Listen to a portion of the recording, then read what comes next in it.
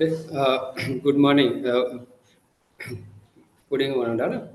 Today, we will discuss about one of the important topic from cryptography and network security. What is a network security? Uh, Today, we are sending so much of data through communication channels, and we are sending electronic mails. So, in this scenario, when the data is under communication channel, definitely there is a need to provide some security. Otherwise, some activities will be happening like hacking, virus, electronic fraud. Some common frauds are happening in today's market. So definitely there is a need to provide security to our data. And some other points are there. Online purchases using a credit or debit card. A customer unknowingly being directed to a false website. A hacker sends a message to a person pretending to be someone else. Like that, these are some frauds are happening in today's market. These are some important definitions. Computer security means this is generic name for the collections of tools designed to protect data over a device and where it prevents hackers. Okay, means computer security is so much of data is stored in our computer, and definitely there is a need to provide security which is stored in our database. Second one is network security. It is like protecting the data during their transmission. Just now I have given one example through email. When we send an email, definitely it is passing from our system to some remote system. So in that scenario, network security plays a vital role, and there is a need to provide security to our data when our data is under communication or under transmission. And the third one, internet security. Measures to protect data during the transmission over a collection of interconnected networks. Is it right? So this is like miss network security, internet security, both are like interlinked. Network security means that is LAN, WAN, MAN, those things. Internet security, it is like when data is passing from our system to remote system through different types of routers, servers, and so on. So in all these cases, definitely there is a need to provide security to our data. So these are security goals. What are the important things we need to take care about security? First one is confidentiality. Second one is integrity. Third one is availability. So here, confidentiality. Confidentiality is the most common aspect of information security. Means when there is a information, when there is a data, first of all, the data should not be available as a plain text. Means we need to change the format of the data. We need to protect our confidential information. An organization needs to guard against those malicious actions. So all these things comes under confidentiality. Means when it is available as a plain text, definitely the hacker easily hacks the data and reads the data. But when it is in a non-readable format, definitely after hacking the data, the hacker cannot read the data directly because that is a non-readable format. That is comes under confidentiality. Second one is integrity. Information need to be changed constantly. Okay, integrity means that changes needs to be done only by the authorized entities and through authorized mechanisms. So here integrity means the sender and the receiver and is the same data. There should not be any mismatch between sending data and receiving data.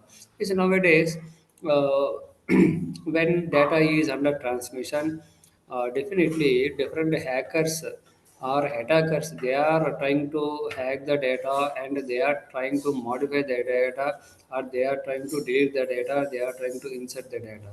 But definitely the receiver is responsible to check whether the received data is means perfect data given by the sender or not. So this mechanism is called integrity and availability. Means when the data is stored in our system or when the data is stored in cloud or server, wherever it may be. So when we want to access our data, definitely it should be available to the user, means without any means constraints, without any trouble, without any problem. So always the data should be accessible. That is called availability. So according to OSA security architecture, OSA security architecture focuses on security attacks, security mechanisms, and security services. So, first of all, security attacks. Security attacks. Any action that compromises the security of information is when data is under communication or when data is available in our own system or in our own laptop. Definitely, we can expect some types of attacks. So those attacks are called security attacks.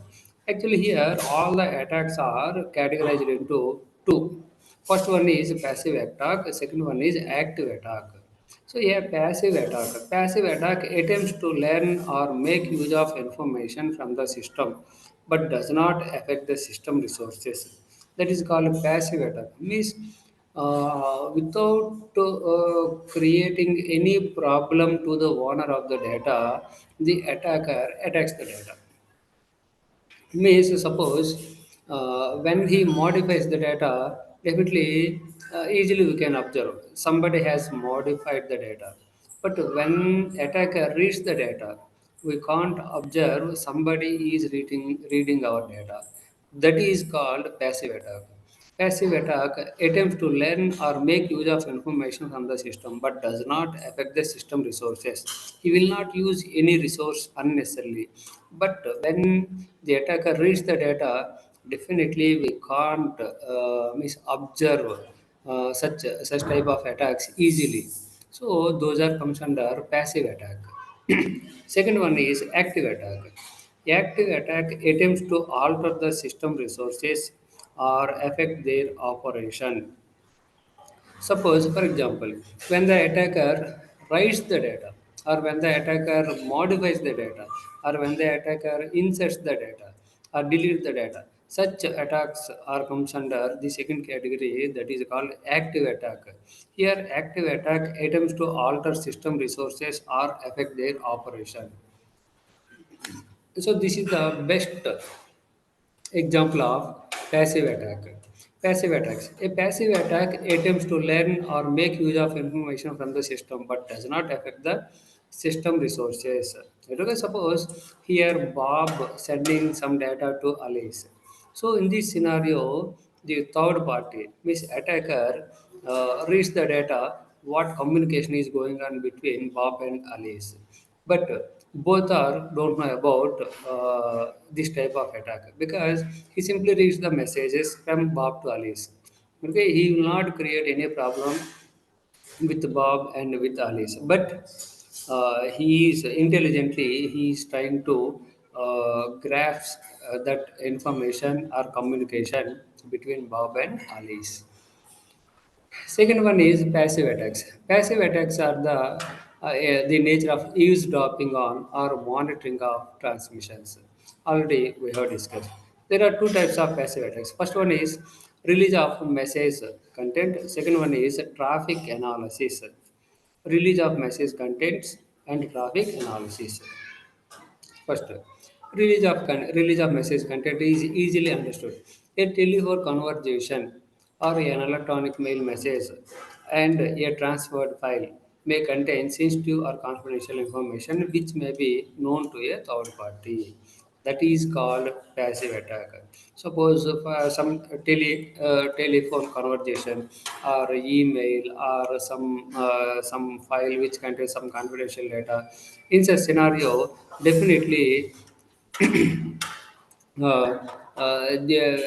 can attack, they can get the data, but it is very confidential. But unfortunately, the attacker attacks the data.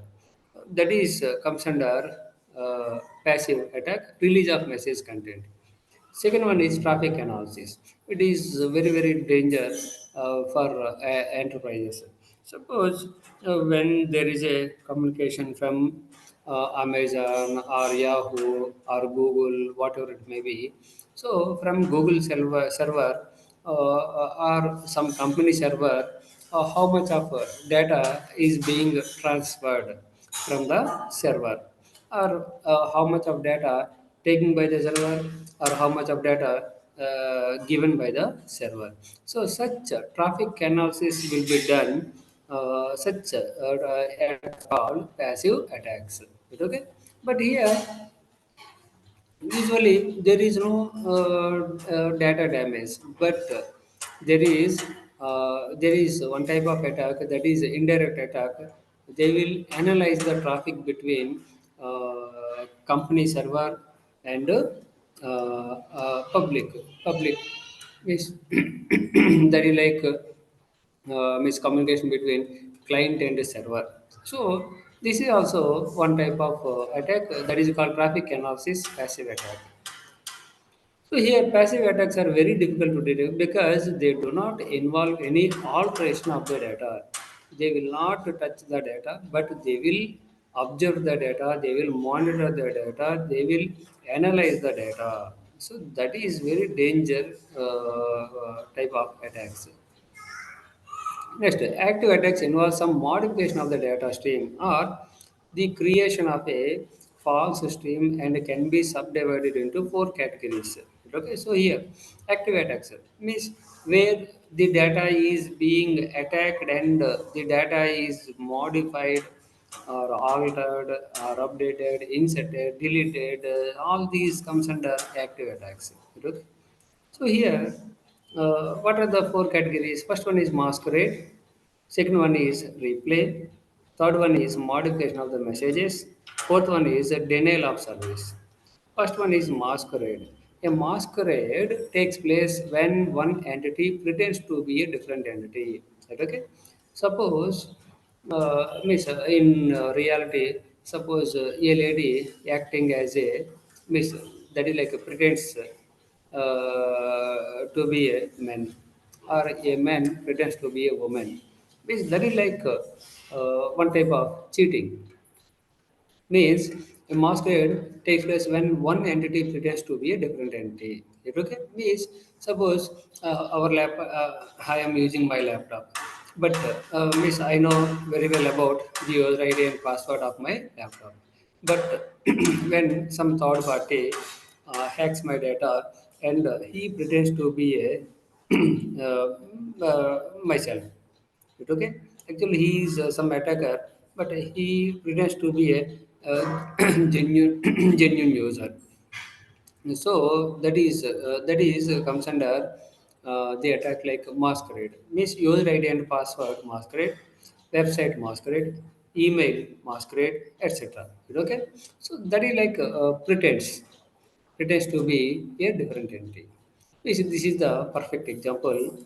Actually, here Bob and Alice are legitimate users, but Bob is not communicating with Alice. But even though there is a communication between attacker and the Alice, but Alice don't know about all these things, and Alice concludes like the communication, he is communicating with Bob only. But actually, the communicator is some Darth. He is the attacker. But on behalf of Bob, Darth is communicating with the Alice. Means Alice don't know about all these things, what is happening, but he is thinking like he is communicating with Bob only. So this type of attack is called masquerade. Second one is replay. Replay. Replay involves the passive capture of a data unit and its subsequent transmissions to produce an unauthorized effect. It okay? So here the aim of the attacker is to save a copy of the data originally present on that particular network, and later he will use the same data in future. It okay? Suppose the scenario is like when Bobby is communicating with Alice. Suppose the attacker simply stores some sample communications between Bob and Alice. But when there is a need and when Bob is silent, in such scenario, the attacker starts the communication with Alice, on behalf of Bob, because already he has stored the earlier communications between Bob and Alice. So he simply replay the same messages once again. But Alice think like means he is communicating with the Bob only, but those are not original messages. Those are like replay messages. Means whatever already done with Bob. So that is called replay. Next, active attack. Third one is modification of messages. It means that some portion of the legitimate message is altered, or that messages are delayed or reordered to produce an unauthorized effect. Is it okay? Actually, some communication between Bob and Alice. In such scenario, the attacker simply attacks the original message, and he changes some set of words or some set of sentences and delivers to the Alice. This is comes under modification of messages. Okay, this is the message. This is the picture. Means when Bob is communicating with Alice, in such scenario, he miss connects the direct communication between Bob and Alice, and the third party acting as a mediator between Bob and Alice. So whatever Bobby is sending, those are hacked by the hacker and modifies the data, and that modified data will be delivered to the allies. This is the picture. Just you can check two arrows are there. One arrow from Bob to dot, and the second arrow dot to allies. Okay. Next, last point is the denial of service. It prevents or inhibits the normal use or management of communications facilities. This attack may have specific target. For example, an entity may suppress all messages directed to a particular destination, and this is like suppose when there is a popular company, suppose Google is there. So always the attackers tries to make the Google server busy. Then only the ordinary users will get some trouble from the Google server, because the Google server is not in a position to give any service to the genuine users, because the attacker made the server busy. So in such scenario, that is nothing but denial of service. Means actually the server is capable to handle the services from various number of clients, but the server attacker simply sends unnecessary request to the Google server or some other company server. So automatically the server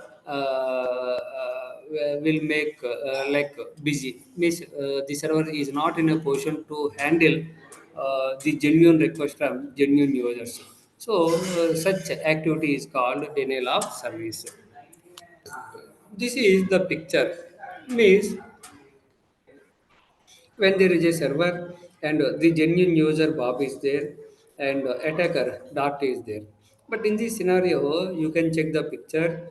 The dot sends unnecessary queries to a server, and the server will become busy. So in such scenario, when the legitimate user sends a genuine request to the server, but the server is not in a position to give reply to the Bob. So that activity is comes under denial of service. And these are the mechanisms. A mechanism is a method that is designated to detect, prevent, or recover from a security attack. So here, security mechanisms like first one is encipherment, second one data integrity, digital signature, authentication exchange, traffic padding, routing control, notarization, access control. Is it okay? These are some security mechanisms. First one is security mechanism. Security mechanism deals with hiding and covering of data, which helps data to become confidential. Means data confidentiality. Already we have discussed about data confidentiality. So here, encipherment means when plain text is converted to a cipher text, that is called encipherment. Means in such scenario, it provides some confidentiality to our data. Okay? So here it refers to the process of applying mathematical algorithms for converting data into a form that is not intelligible. Okay, because that is not like a readable format. Okay, means if it is a plain text, easily we can read the data. But when it is a non-readable format, definitely we can get the data, but we can't read the data. We can't understand the data. So that process is called encipherment. And here it depends on the algorithm used and encryption keys. Second one is data integrity. A variety of mechanisms used to assure the integrity of a data unit or stream of data units. Okay. So here data integrity. Here, when the sender and receiver are legitimate users, definitely, whatever sender sends the data, the same data should be received by the receiver. Then only the receiver will accept the data. Otherwise, he simply discards the data. That is nothing but data integrity. So here, there are so many mechanisms for implementing the data integrity concept. So here, one of the mechanism like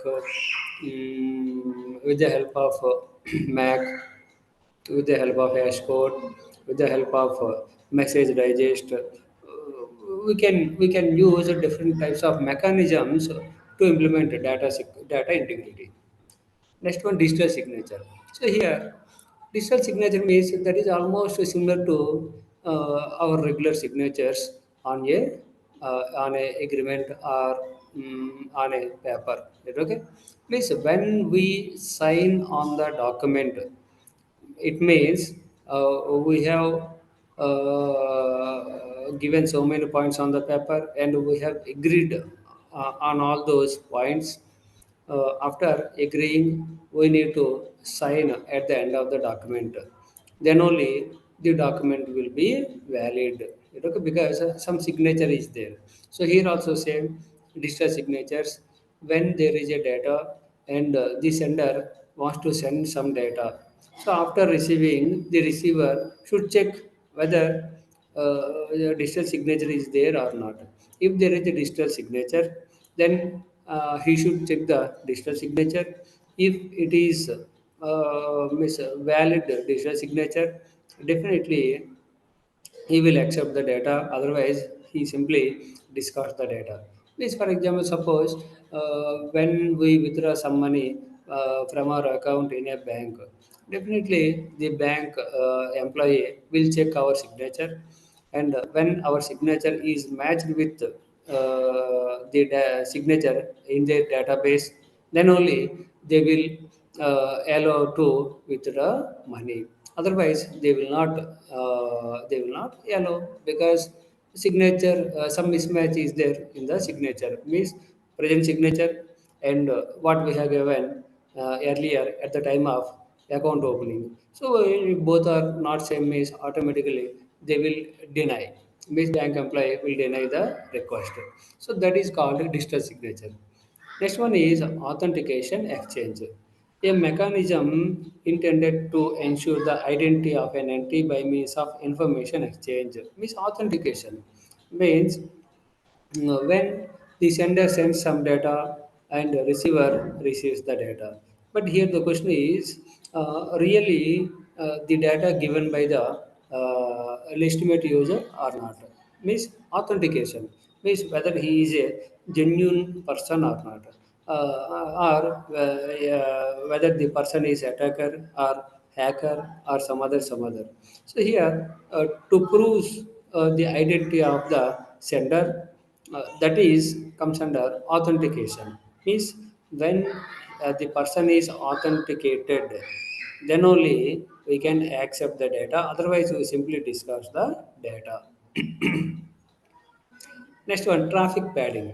Means already you have observed when some communication is happening between two systems or client and server or two servers, whatever it may be, definitely there is a scope to analyze the data. There is a scope to analyze the data. So in such scenario, some third party is analyzing the communication between those two systems. So in such scenario, how to cheat the hacker or how to cheat the attacker? So this is the one of the very important misconcept, that is traffic padding. Means every time, every time the data contains some fixed number of packets only, irrespective of the actual data.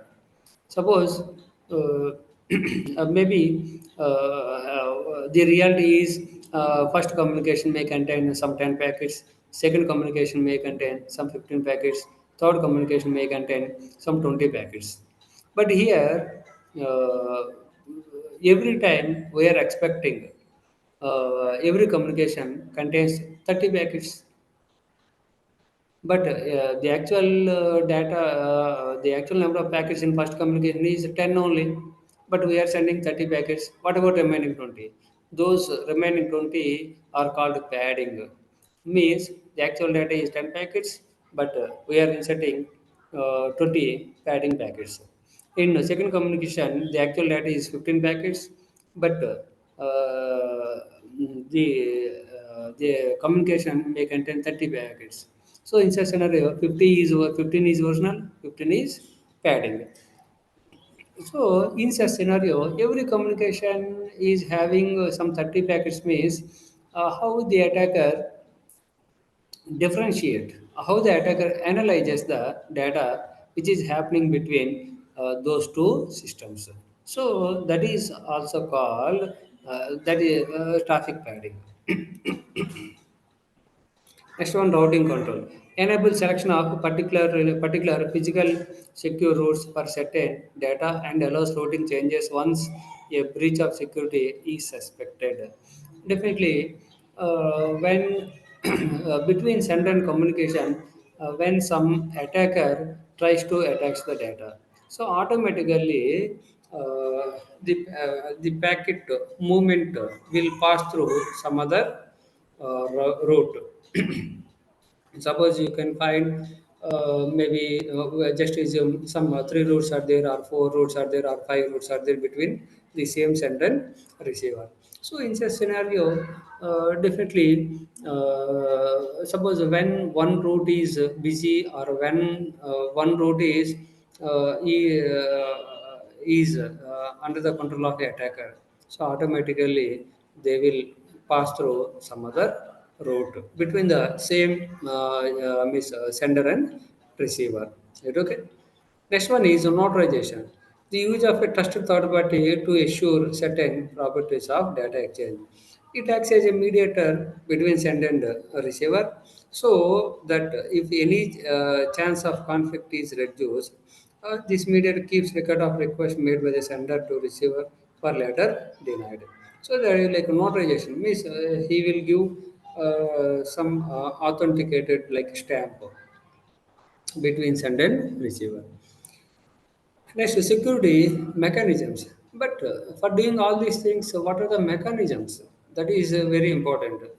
First one is access control. Access control. A, a variety of techniques used for enforcing access permissions to the system resources. It can be achieved by various techniques such as applying passwords or just by adding pin to data.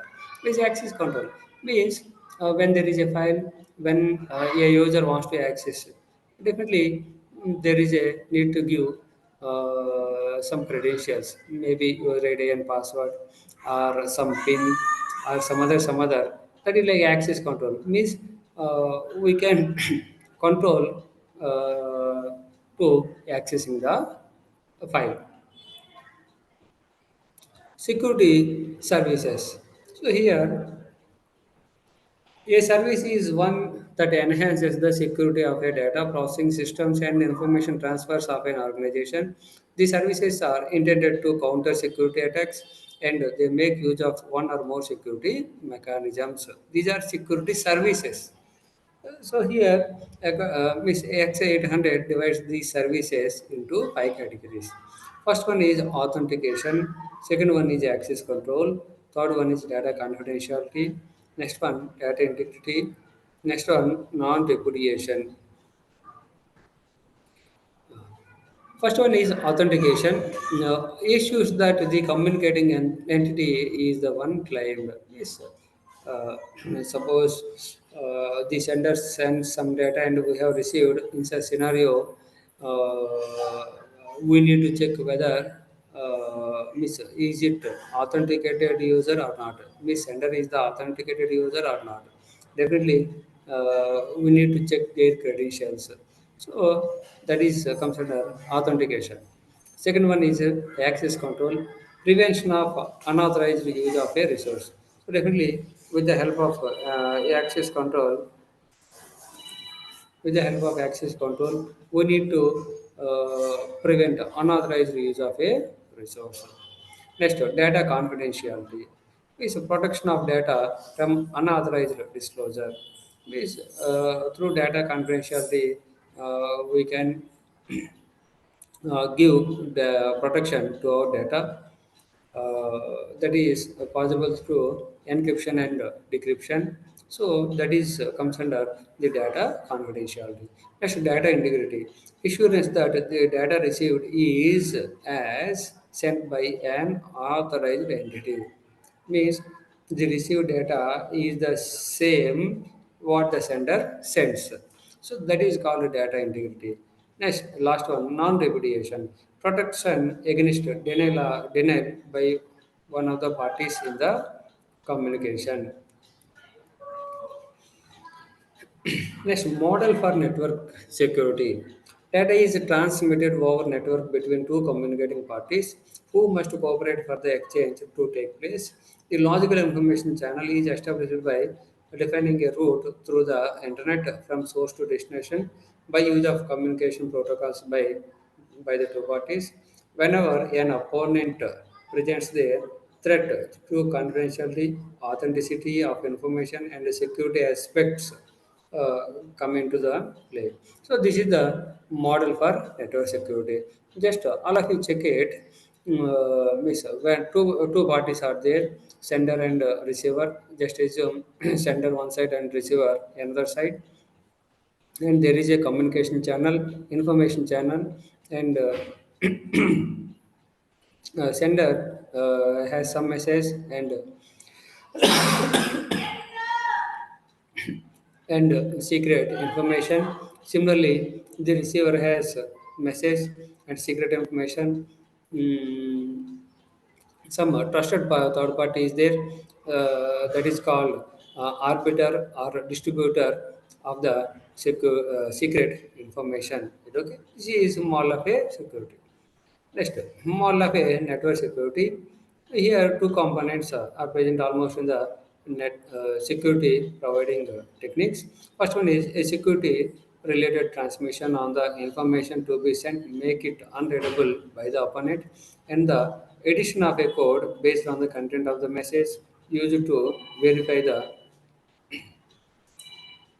identity of a sender.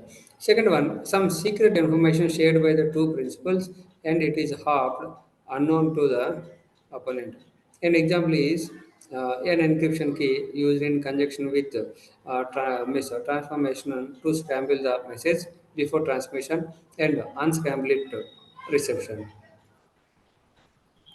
A trusted third party may be needed to achieve some secure communication because here when sender and receiver or maybe some not known persons.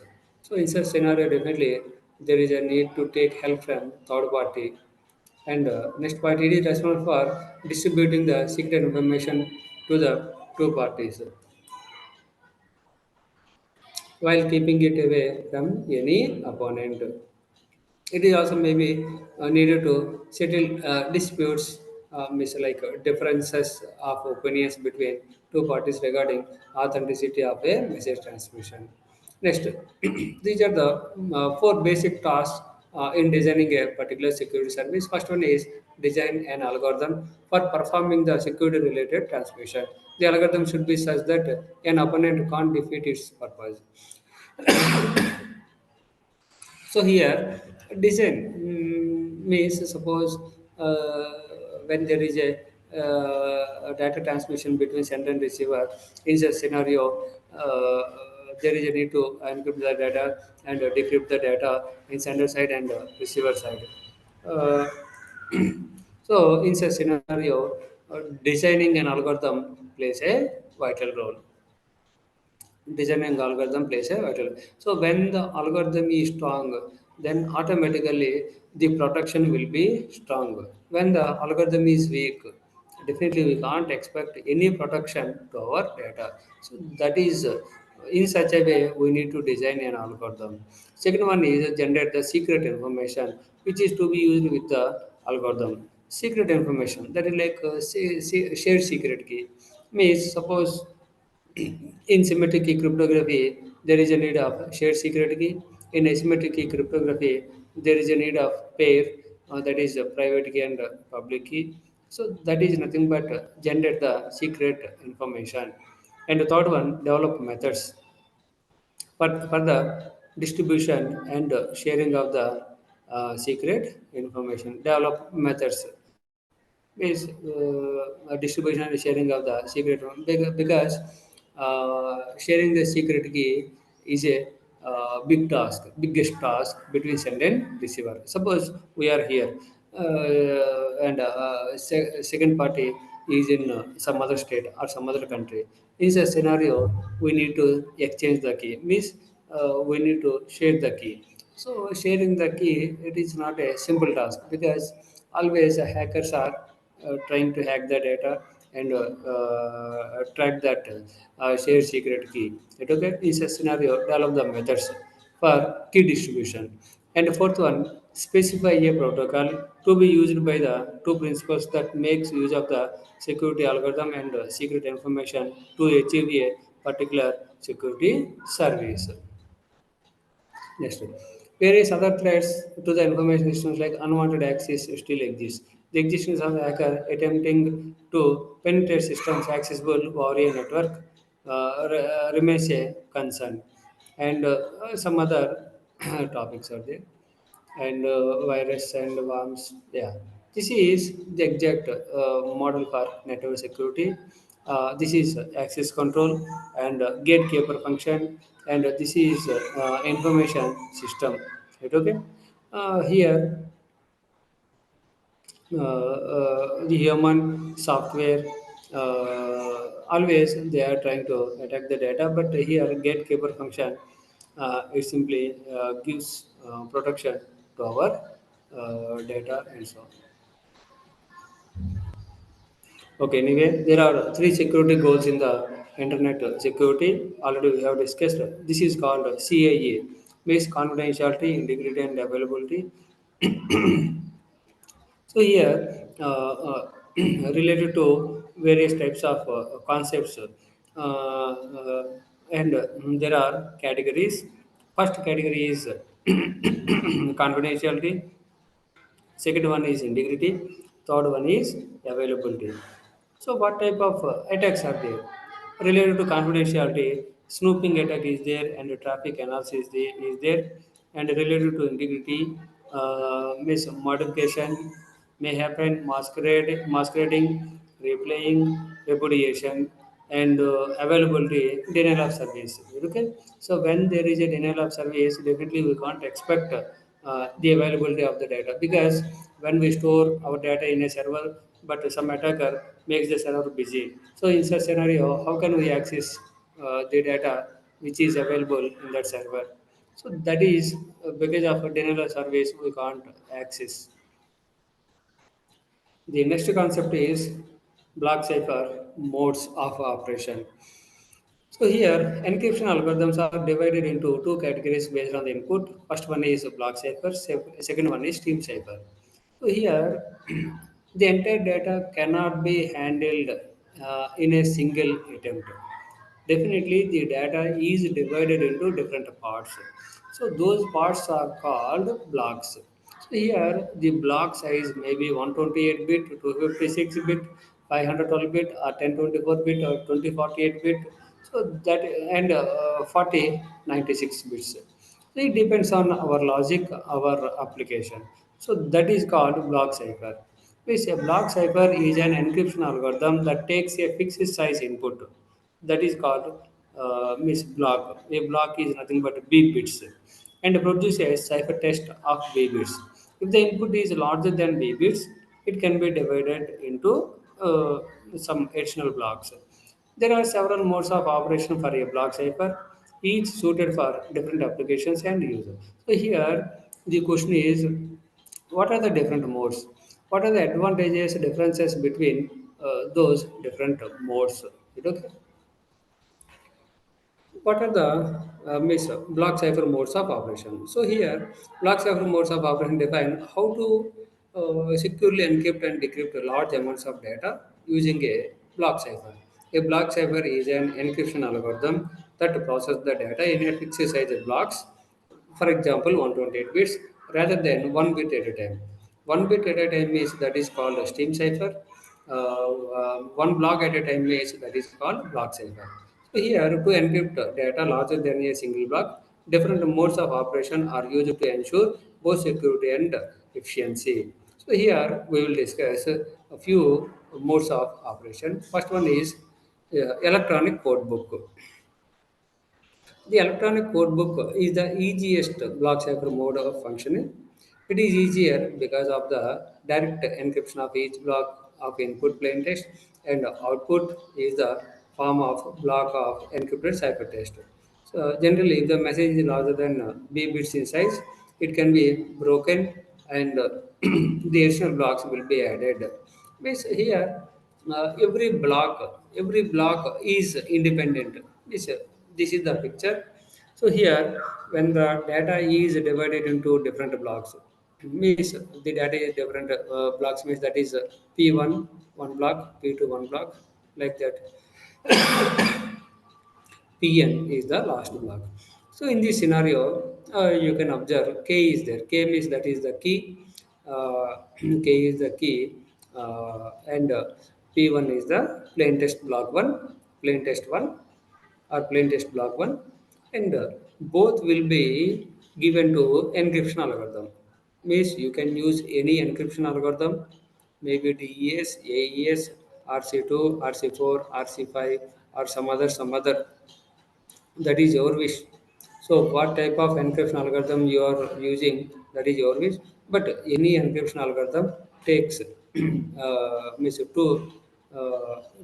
means two elements. First one is the key, second one is the P1. So automatically, from P1 it generates C1, from P2 it generates C2, and so on. From Pn it generates Cn. But here P1, P2, Pn are different types of blocks, but the another element is K. K is common. K is same for all the blocks, that is encryption. Similarly, decryption means from ciphertext with the help of the key, the decryption algorithm decrypts the ciphertext and it generates the plain text P1. Similarly, ciphertext to plain text 2 and ciphertext and plain text n. But here again, the element K is common for each and every block. Okay, so this is almost about encryption and decryption with the help of the mode electronic code book. Okay, what are the advantages from ECB? Parallel encryption of blocks of bits is possible. that's why it is faster way of encryption because there is no dependency on other blocks. Every block is independent. Every block may run parallelly. So that is the reason parallel execution, parallel calculation is possible. That is the reason its encryption is fast and simple way of block cipher. And second one, what are the disadvantages? Definitely, when a attacker attacks the plain text and cipher text, easily he can calculate what type of characters are converted as a cipher characters. Right, okay? Because every function is, means suppose there is a character A, maybe it is converted as a X. So always the character A converted as a X, so automatically the attacker misanalyzes such data and they will come to know A is converted to X, B is converted to some Z, C is converted to some O, D is converted to some M. Like that he can analyze the data very easily because every block, the logic is same. And second point, identical plain text blocks produce identical ciphertext, which can reveal the pattern. Suppose first three blocks are yeah, India is very good country. First three blocks. So in such scenario, the ciphertext also same because when input is same, automatically the output will be same. So that is that is nothing but this ECB reveals patterns. So patterns with the help of pattern easily we can observe. Second one, next one is cipher block chaining. Cipher block chaining. Cipher block chaining or CBC is an advanced mode of ECB since ECB compromises some security requirements. In ECB, the previous cipher block is given as input to the next encryption algorithm after XOR with the original plain text. A cipher block is produced by encrypting an XOR output of the previous cipher block and the present plain block. So this is the picture. Just there is a small difference between previous mode and this mode. So in this mode, all of you check it. Here for XOR operation, the inputs are P1 and initialization vector for first block. Automatically it gives some output and that will become input to the encryption operation and k is the shared secret key. In such scenario it generates some cipher text. So this cipher text will become input to the next XR operation. So P2 is one input and C1 is the another input for XOR operation and it generates something that will become input to the encryption algorithm and K is common, that is the key for all the blocks. So here P1, P2, P3 and so on Pn. So automatically it generates C1, C2 and so on Cn. So but in previous mode, all blocks are 100% independent. But whereas in this case, P2 depends on output of P1, P3 depends on output of P2 and so on. So this is like cascading. Means uh, cascading. Similarly, you can check decryption. In a decryption case also, C1 is the input to the decryption algorithm and K is the key. Automatically, it gives some output and that output will become input to the XOR operation and initialization vector is another input and automatically it generates P1 and C1 will become input to XOR operation in next block and C2 is input to XOR operation of and third block and so on. And Cn minus 1 is input to the XOR operation of the block Cn. So automatically the next block depends on previous block. The last block depends on last but one and so on. You look at this is like automatically we can't find any patterns in this case. What are the advantages of CBC? CBC works well for input greater than B bits.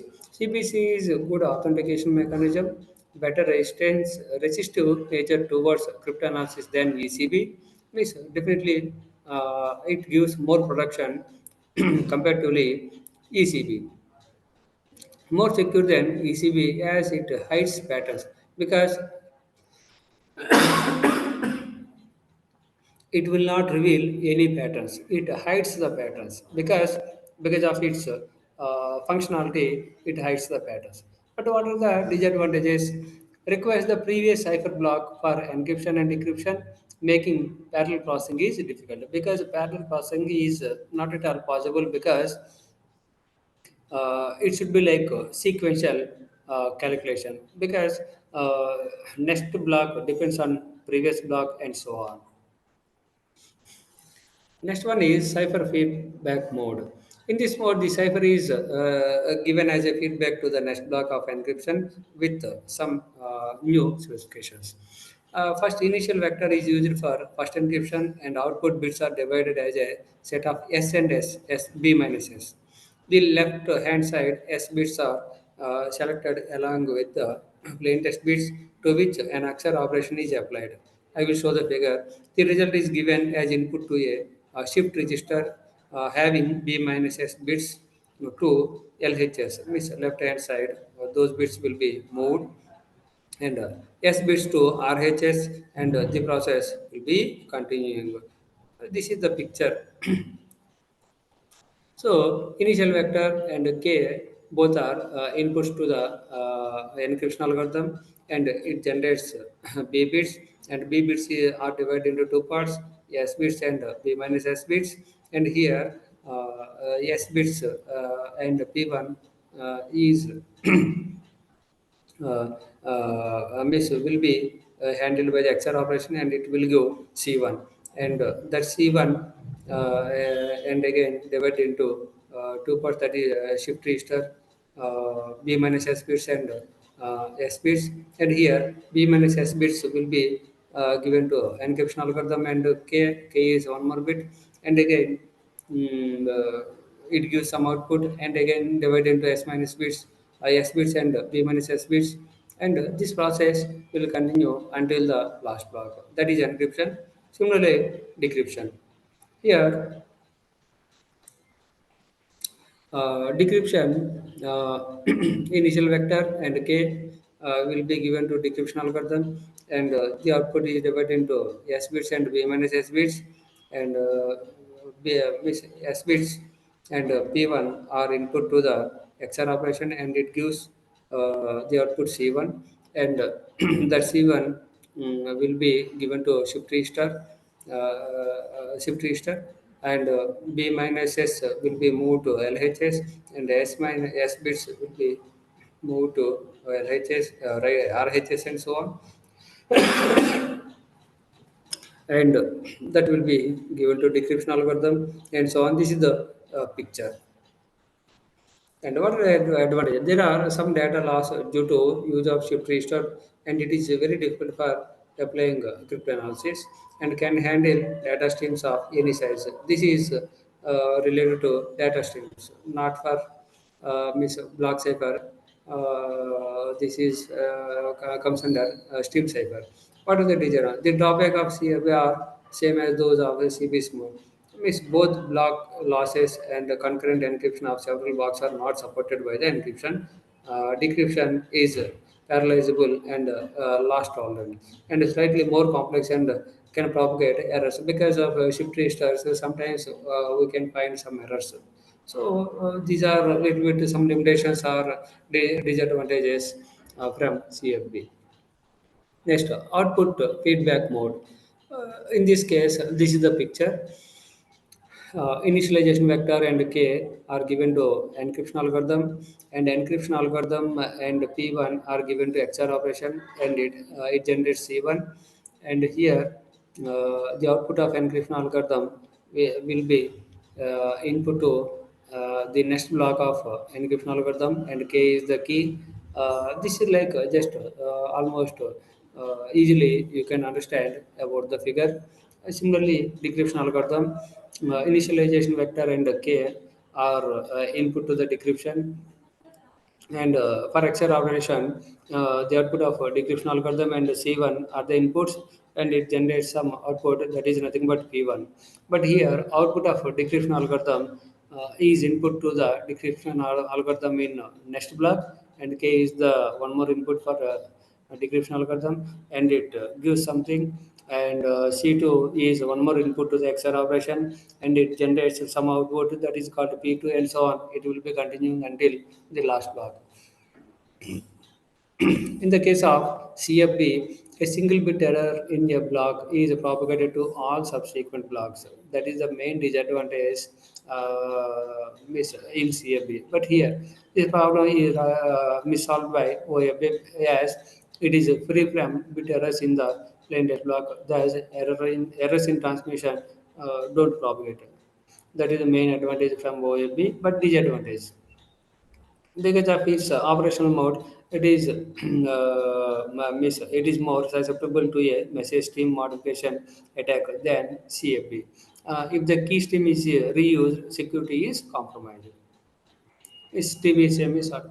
This is counter mode. The counter mode or CTR is a simple counter-based block cipher implementation. Every time a counter initiated value is encrypted and given as input to XR with plain, which results in ciphertext block. And CTR mode is independent of feedback use and thus can be implemented in parallel. That is the main advantage. Parallel processing is possible in counter mode. This is the picture. You can check it. There is no relationship between block to block. So that is the reason, like first mode, this mode also parallel execution is possible. Means every mode is independent. Counter one here counter 1 and k are input to the encryption operation, and output of encryption algorithm and p1 are inputs to the XOR operation, and it gives c1. Is it okay? And similarly, for second block, counter 2. Here, counter 1, counter 2, counter 3, counter 4, and counter n. Those are different random numbers. Means those are also unique. Means no counter variables are same. No two counter variables are same. Suppose 100 counter variables are there, 100 counter variables are entirely different. Okay?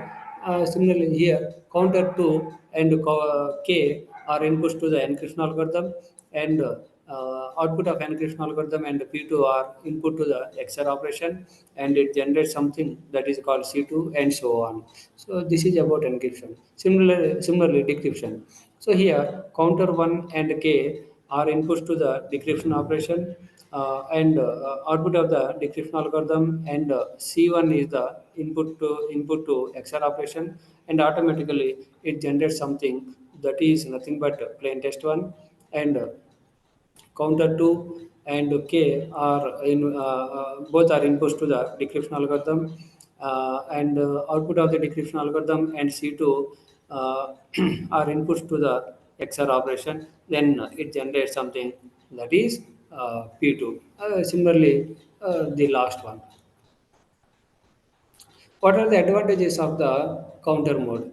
Since this is a different counter value for each block, the direct plain text and ciphertext relationship is avoided.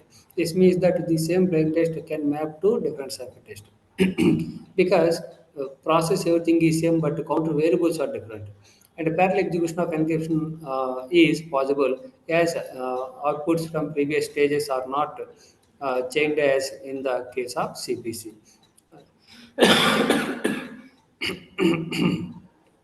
And the disadvantages of counter. The fact that CTR mode requires a synchronization counter at both transmitter and receiver is a severe drawback, because counter counter those are like a synchronization counter. That is maintenance is a little bit difficult. Is it okay? So here, recovery of plain text is inaccurate when synchronization is lost. Means counter mode requires synchronization counter at both transmitter and receiver. But this is the main problem in the encryption and decryption. Suppose in the case of symmetric key cryptography, there is a need of a single key between sender and receiver.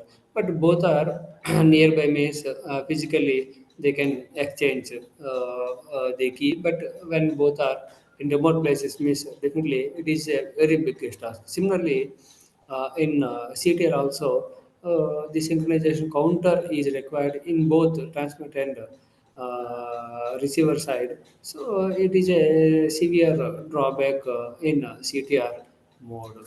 Okay. So these are different some fundamental concepts related to network security and modes of operation and so on. Is it okay? If you have any doubt, you can ask.